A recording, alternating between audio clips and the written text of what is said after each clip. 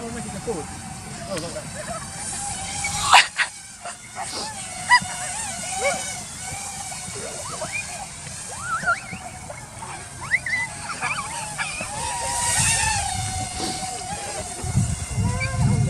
Do you like it, Zach?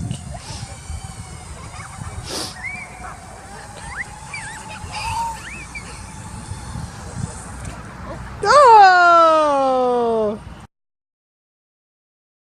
Right then, the Star Wars X-Wing. It is absolutely amazing. We had so much fun with this. It is really unbelievable. The kids had a great time. If you've just seen the little clip of them running around, their little faces, they just absolutely loved it. I was so excited. It can do stunts, and it did a little flip, and it was just like, wow! Because I didn't know it could do that. I haven't read all the instructions at that point. So it was a really great surprise. And Chris is getting really, really good at driving it, flying it, piloting it, whatever you want to call it. I am not so good. I suppose piloting, because the book says Pilot's Handbook. And these are all the instructions. Now there is one problem with the instructions in that we were trying to figure out the music because it did get a little bit distracting. It was lovely Star Wars music, and when we first turned it on, and you know, there were voices and music, and it was really exciting. But then after a while, when you're trying to concentrate on working out all the different buttons and everything, we did need to turn it off. And the actual diagram here on page 12 is wrong. So Chris looked it up on the internet, and it is an online manual which has the correct configuration of buttons, so we were able to figure it out. But that was just one little problem that was with the manual, and it was easily fixed, which is good.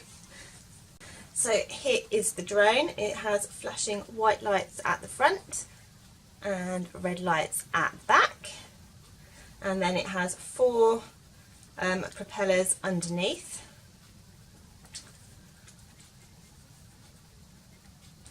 So it is just absolutely brilliant, and it just goes so fast.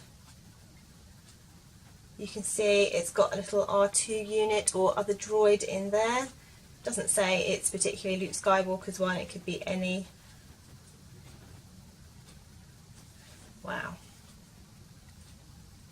The other thing I like is on the handbook it does have the Resistance, the Rebel Alliance symbol on it, which I have a necklace of, which I wore to see Star Wars Episode 8.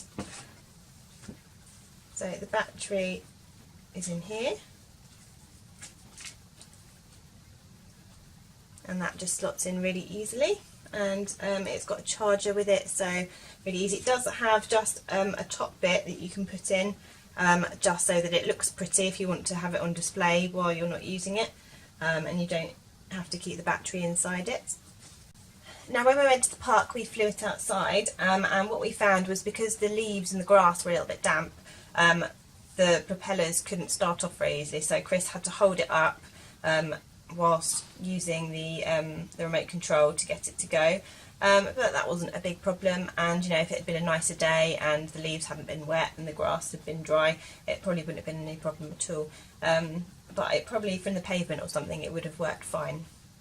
Okay, now there is an app available that you can use with your drone, and you can then program, I think, flights. You can do battle training.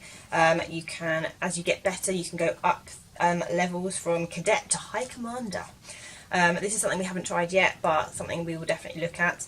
And I think Chris will probably do that. Not me, because my phone doesn't have enough memory and everything.